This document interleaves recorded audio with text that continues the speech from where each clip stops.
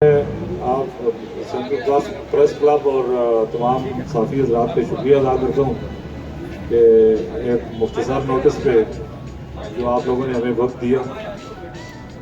आप सबके इल्म में है कि ये पिछले एक साल की मुसलसल जदोजहद के तसलसल में ये आज भी हमने जो गुफ्तगू करनी है, 2 दिन पहले जब पूरी दुनिया और हमारा खिता और आज़ाद कश्मीर भी एक बदतरीन वबा की लपेट में है और उसकी आड़ में जो एक ड्रामा किया गया इस्लामाबाद में, जिसको वो किसी एग्रीमेंट का नाम दिया गया है और वो शायद इतना शर्मनाक है कि उसका कोई डॉक्यूमेंट हमें हमारी पूरी कोशिश के बावजूद अभी तक वो ना सामने लाया गया है। और पहले कुछ टाउट जो है उन्होंने पहले दिन से शुरू कर दिया, एक तारीखी माहिदा, वो इतना तारीखी है कि उसको अभी तक छुपाया जा रहा है, उसको सामने लाने की कोई हिम्मत नहीं कर सकता। तो जो हमारा पिछले तवील अरसे से जो मुजफ्फराबाद के और आज़ाद कश्मीर भर के जो गैरतमंद लोगों की एक तहरीक थी कि हमारे दरिया इनका कत्ले आम बंद किया जाए। एक दरिया को पहले कत्ल किया जा चुका है और उस एक स्लो पॉइजन के ज़रिए इस एनवायरनमेंट को तबाह करके आज़ाद कश्मीर के और ख़ास तौर पे इस खित्ते के लोगों की ज़िंदगी से जिस तरह खेला जा रहा है, और कि वो हमें उस पर उम्मीद थी।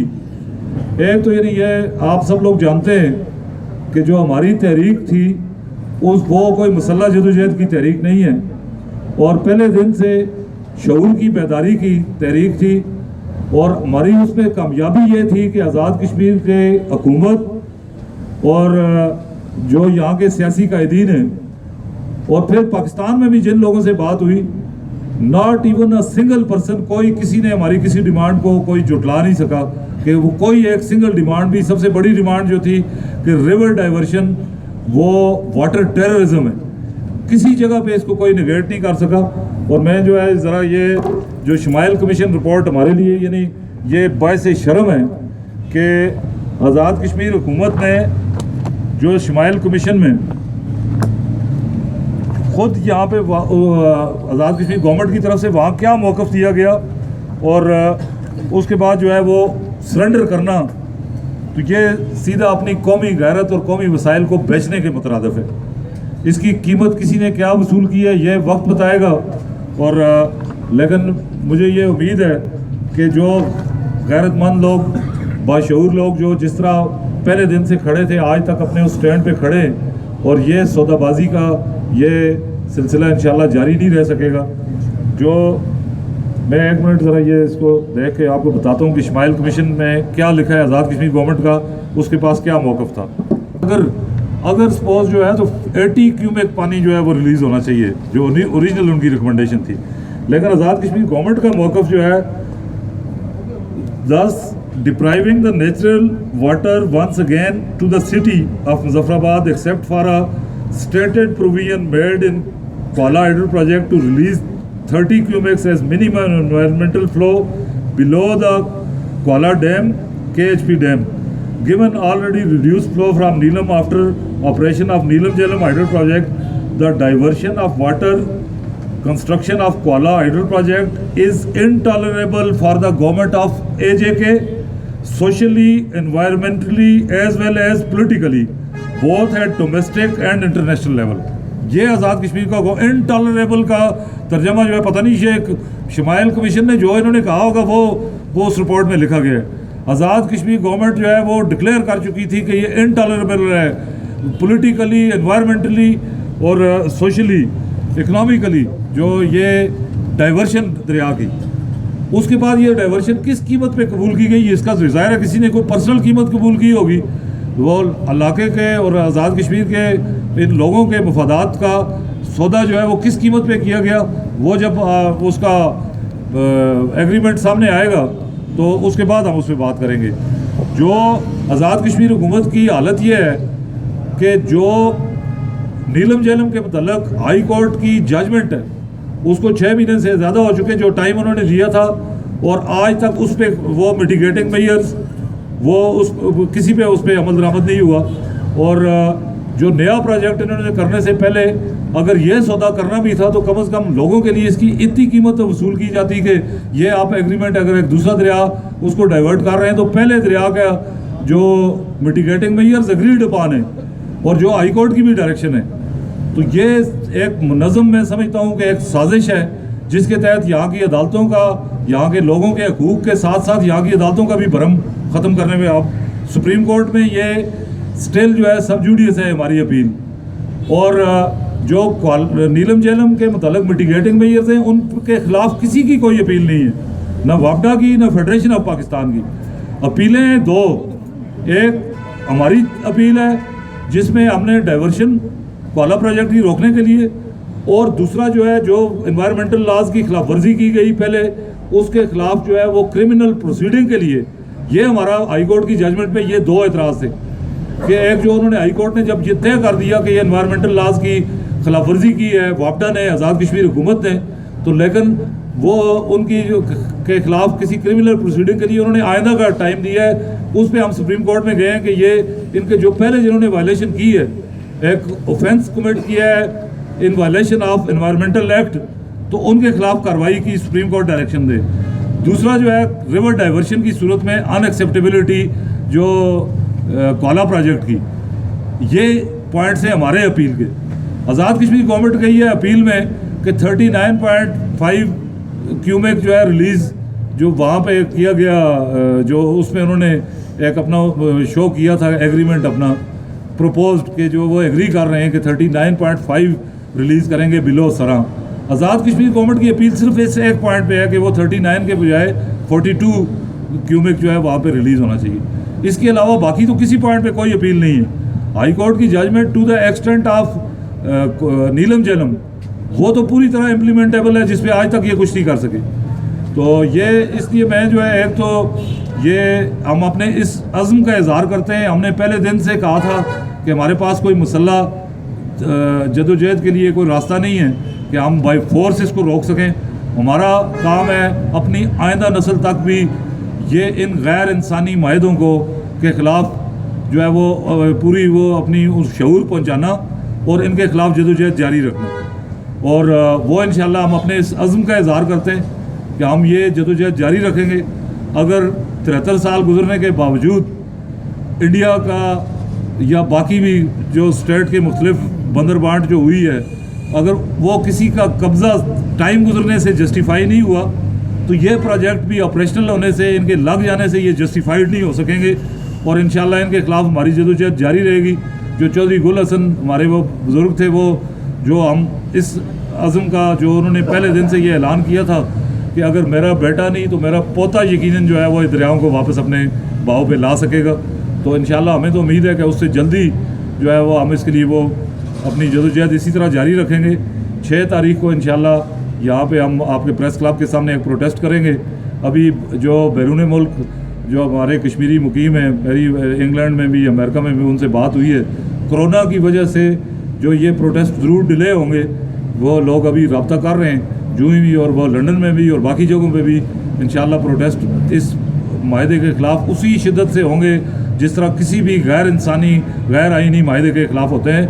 और जो यहाँ पे बाहर ये एक प्रोपोगेट किया जा रहा है कि बड़ी एक अचीवमेंट है कि आज़ाद कश्मीर गवर्नमेंट भी सिग्नेटरी है इसकी, तो हमें तो बड़ा सीरियस इस पर शक है कि ये चाहे जितना गैर आइनी जितना वो भी है माहदा इंसानी हकूक़ की खिलाफ वर्जी पे भी है, लेकिन उसके बावजूद क्या वाकई आज़ाद कश्मीर हुकूमत को कोई सिग्नेटरी है या हमारे प्राइम मिनिस्टर को सिर्फ वहाँ क्लैपिंग के लिए बुलाया गया? ये तो माहदा सामने लाया जाए तो पता चले कि वाकई आज़ाद कश्मीर गवर्नमेंट सिग्नेटरी है। एक ये भी हमने अफवाह सुनी है कि आज़ाद कश्मीर गवर्नमेंट को किसी नॉन स्टेट सब्जेक्ट ने, आज़ाद कश्मीर गवर्नमेंट के किसी नॉन फंक्शनरी ने रिप्रेजेंट करके वहाँ पे साइन किए हैं। तो जो एग्रीमेंट हम लेने की कोशिश कर रहे हैं, जो ये एग्रीमेंट मिलेगा उस पर अलग से हम कानूनी कार्रवाई भी करेंगे कि वो उस एग्रीमेंट को देख के कि उसमें क्या इलीगलिटीज़ है और हमारे हकूक़ को किस तरह उसमें रौंदा गया है। तो मैं जो ज़्यादा लंबी इस पर बात नहीं करना चाहता, आपको रिटर्न भी हमने वो अपना मौक़िफ़ दे दी है। तो 6 तारीख को इंशाल्लाह यहाँ प्रोटेस्ट होगा और उसके बाद पूरी दुनिया में इंशाल्लाह कश्मीरी जहाँ पे भी गैरतमंद कश्मीरी हैं वो इस माहदे के ख़िलाफ़ अपनी भरपूर तरीके से आवाज़ उठाएँगे। और हमारी जदोजहद उस वक्त तक जारी रहेगी जब तक हम अपने दरियाओं के और अपने वसाइल पे अपने हकूक़ पूरी तरह हासिल नहीं करते। बहुत शुक्रिया, बहुत मेहरबानी। राय साहब, मेरा आपसे सवाल है कि आज़ाद कश्मीर की हुकूमत है, जो माहिदा हुआ या चाइना और उस कंस्ट्रक्शन कंपनी के दरमियान हुआ, आज़ाद कश्मीर की जो अपोजिशन जमातें हैं, पाकिस्तान पीपल्स पार्टी है, पाकिस्तान तहरीक इंसाफ है, मुस्लिम कॉन्फ्रेंस है या दीगर जो सियासी जमातें हैं, इनकी खामोशी को आप किस नज़र से देखते हैं? मैं एक तो ये पहले ये भी वाज़ेह कर दूं कि हमारे लिए जो है वो ये इन लोगों के अलावा जो बोल रहे हैं, जो आवाज़ उठा रहे हैं, इनके अलावा बाकी लोगों के बारे में हमारी एक ही राय है सबके। जो ये कोई हुकूमत तक महदूद नहीं था, कम से कम वो लोग जिन्होंने आके यहाँ पे प्राइम मिनिस्टर के अलावा भी बहुत लोग थे, मैं नाम नहीं लेना चाहता, जिन्होंने यहाँ हमारे धरने में आके कमिटमेंट की कि ये रिवर डाइवर्शन अनएक्सेप्टेबल है, वो यहाँ पे क़यादत के लीडरशिप के दावेदार हैं। तो इस मायदे के बाद वो किस तरह सबको सांप सूख गया है। लेकिन मेरा सबसे बड़ा जो है हमारा जो ऑडियंस, जो असल जिस तक हम अपनी आवाज़ पहुँचाना चाहते हैं कि दुनिया की तारीख में ओहदे के लिए, पैसे के लिए, किसी लाले आपसे ज़ाती मफाद के लिए कौमी मफाद को बेचने की रवायत ये सदियों से हमारे खत्े में तो ज़्यादा है। लेकिन जिन लोगों ने ज़ाती मफाद भी कोई नहीं उठाया ना, ये आइंदा भी उनको नहीं मिलना। हमारी असल में मुखातब वो है, हम चाहते हैं कि वो कम से कम बोलें जिनने कोई कीमत नहीं वसूल की हुई। बाकी जो है लीडरशिप से और उससे हमने पहले दिन से ये क्लियर कर दिया था कि मेरी नज़र में कम से कम ये मेरा ज़ाती ख्याल हो सकता है, कोई अगर इससे ना भी उत्फिक हो, लेकिन मेरा ज़ाती ख्याल ये है, किसी ने तरदीद नहीं की इसकी हम में से, कि मेरा तो ज़ाती ख्याल ये है कि जो यहाँ पे असम्बली जब से ये 1970 से जब से ये असम्बली कायम है, इसमें एक आदमी ऐसा नहीं आ सका जो इस खिते के वसाइल पे यहाँ के लोगों के हक़ मुल्कियत की बात कर सके। ये इसलिए जो है मुख्तसर ये बात है, इसलिए हम किसी को इसमें एग्रीमेंट पब्लिक नहीं किया जाता तो क्या आप अदालतों से रिव्यू करेंगे?